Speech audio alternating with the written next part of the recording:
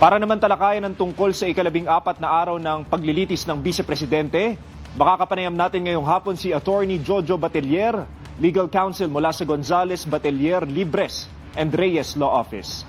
Magandang hapon po, Attorney Jojo, and welcome back sa Tutok 13. Magandang hapon, Gab. Magandang hapon din sa iyong mga tagapakinig.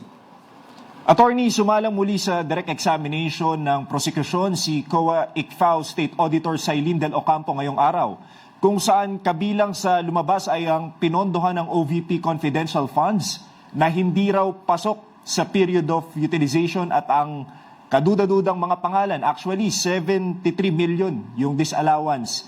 Any thoughts about this, Attorney Jojo? Well, it strengthens the articles of impeachment na nire-raise ng prosecution ngayon dahil sinasabi nila na yung mga confidential funds ay hindi nilagay sa kinamkam lang ng Office of the Vice President.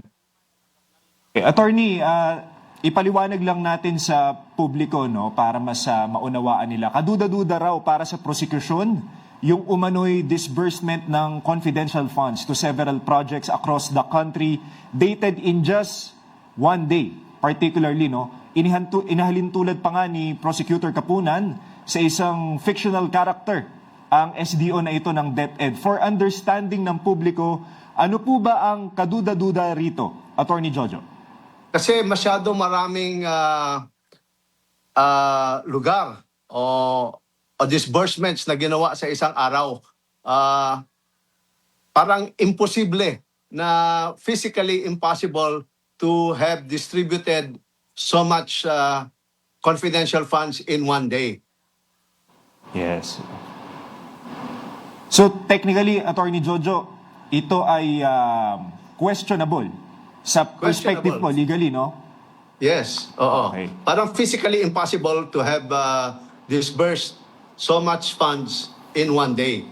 Alright, correct. Ngayon, Attorney, merong mga pagbintang ng biases, no? Pumalag yung kampo ng prosekusyon sa pahayag ng bise noong nakaraan, alleging na guilty of bending the law ang ating impeachment trial. Based on your legal opinion, Attorney, meron po bang paglabag sa anumang batas itong ongoing impeachment proceedings? Mahirap sabihin kasi this is a hearing. So anong paglabag ang magkakaroon doon?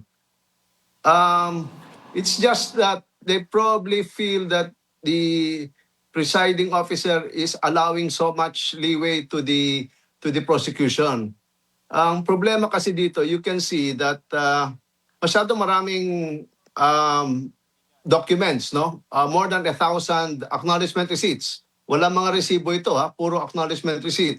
Ayaw namang pumasok sa stipulation yung prosecution. So imagine that if you will have to present all of this 1,000, it will take you practically so much time, over a month, to present just a document. Identification pa lang yan, ha?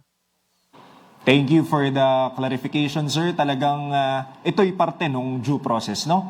Maraming salamat muli. Attorney Jojo Batelier, Legal Counsel mula sa Gonzales, Batelier, Libres and Reyes Law Office. Thank you din.